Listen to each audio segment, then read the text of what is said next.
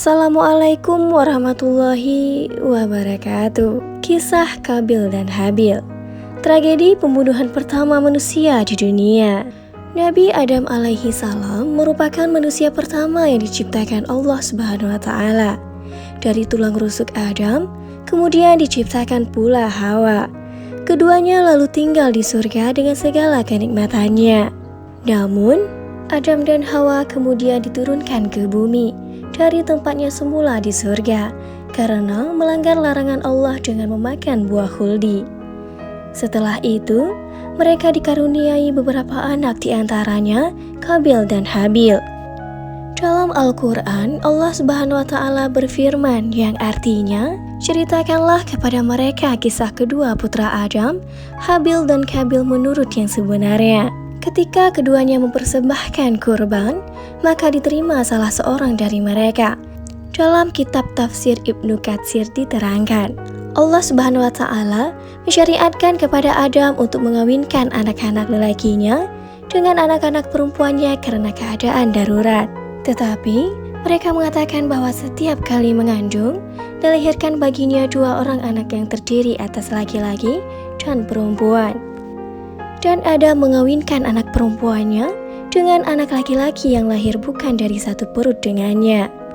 Konon, saudara seperut Habil tidak cantik, sedangkan saudara seperut Qabil cantik lagi bercahaya.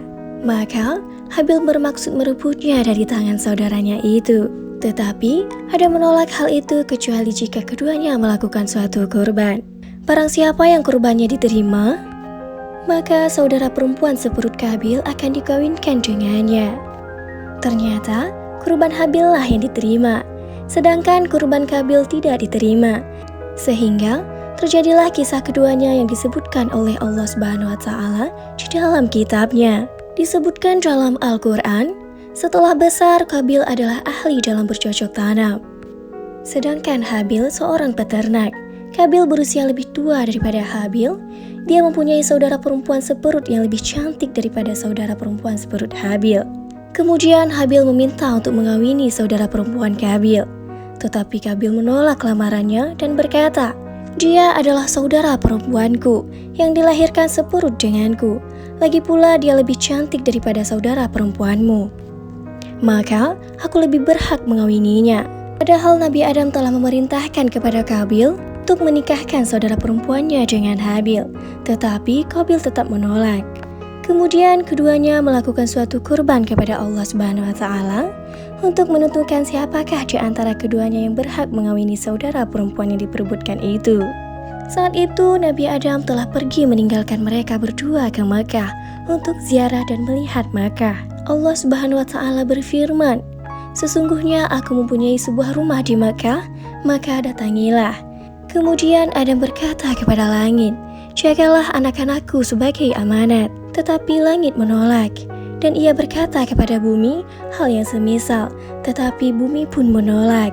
Maka Adam berkata kepada Qabil, dan Qabil pun menjawab, "Ya, pergilah engkau.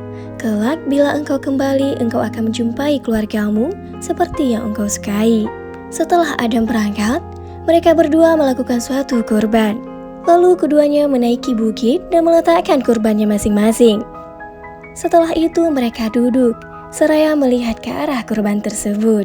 Habil mengorbankan seekor domba yang gemuk, sedangkan Qabil mengorbankan seikat gandum.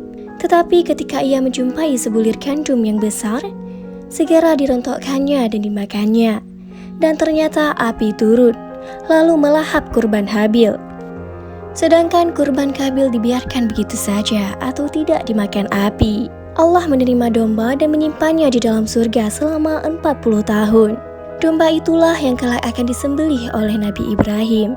Sebelum itu, Qabil membanggakan dirinya atas Habil dengan berkata, "Aku lebih berhak mengawininya daripada kamu. Dia adalah saudara perempuanku.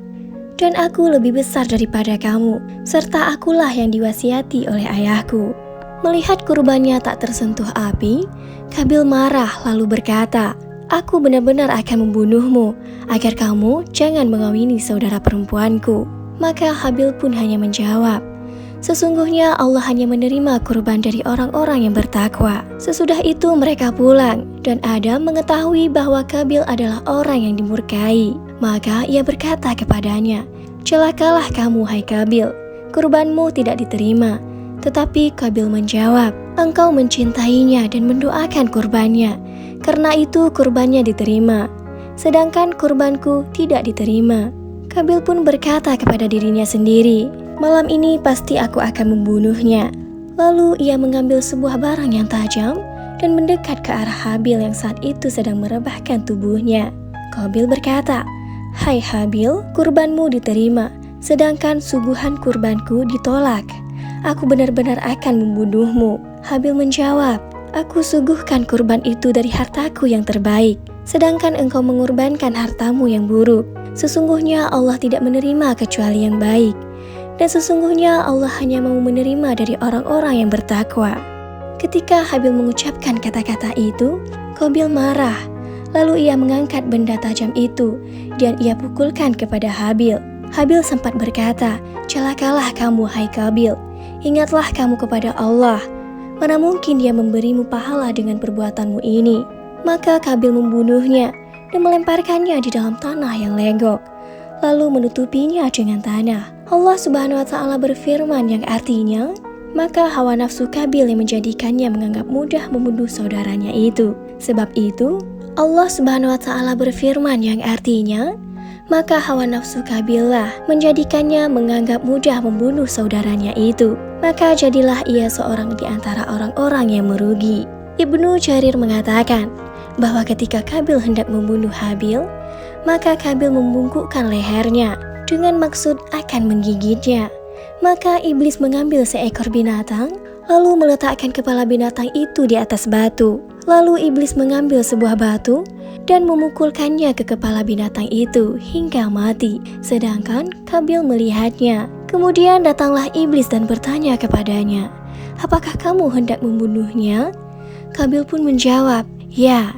Iblis berkata, "Ambillah batu ini dan timpakanlah ke atas kepalanya." Maka Qabil mengambil batu itu dan menimpakannya ke kepala Habil hingga kepala Habil pecah dan meninggal dunia. Kemudian iblis segera datang menemui Hawa dan berkata, "Hai Hawa, sesungguhnya Qabil telah membunuh Habil." Maka Hawa berkata kepadanya, "Celakalah kamu. Apakah yang dimaksud dengan terbunuh itu?" Iblis menjawab, "Tidak makan, tidak minum, dan tidak bergerak." Lalu Hawa menjawab, "Kalau demikian, itu artinya mati." Iblis berkata, "Memang itulah mati." Maka Hawa menjerit hingga Adam masuk menemuinya. Ia masih dalam keadaan menangis menjerit. Lalu Adam mengulangi pertanyaannya itu dan Hawa masih tidak menjawab. Lalu Adam mengulangi lagi pertanyaannya itu dan Hawa masih tidak menjawab. Lalu Adam berkata, "Mulai sekarang kamu dan semua anak perempuanmu menjerit, dan aku serta semua anak lelakiku berlepas diri dari perbuatan itu." Demikianlah menurut apa yang diriwayatkan oleh Ibnu Abu Hatim. Firman Allah Subhanahu wa Ta'ala, "Maka jadilah ia seorang di antara orang-orang yang merugi." Setelah membunuh saudaranya Habil, Qabil dilanda kebingungan. Lalu dia melihat 2 ekor burung gagak. Hal ini sebagaimana yang bermaktub dalam Al-Quran. Kemudian Allah menyuruh seekor burung gagak menggali-gali di bumi untuk memperlihatkan kepadanya Qabil bagaimana dia seharusnya menguburkan mayat saudaranya. Qabil berkata, "Celakalah aku. Mengapa aku tidak mampu berbuat seperti burung gagak ini? Lalu aku dapat menguburkan mayat saudaraku ini." Karena itu jadilah dia seorang di antara orang-orang yang menyesal. Rasulullah SAW telah bersabda, "Tiada seorang pun yang terbunuh secara aniaya. Atas anak Adam yang pertama, tanggungan sebagian dari darahnya. Karena dialah orang yang bermula-mula mengadakan pembunuhan." Dalam riwayat lain disebutkan bahwa Rasulullah SAW telah bersabda, "Sesungguhnya manusia yang paling celaka ialah anak Adam yang membunuh saudaranya, yakni Qabil.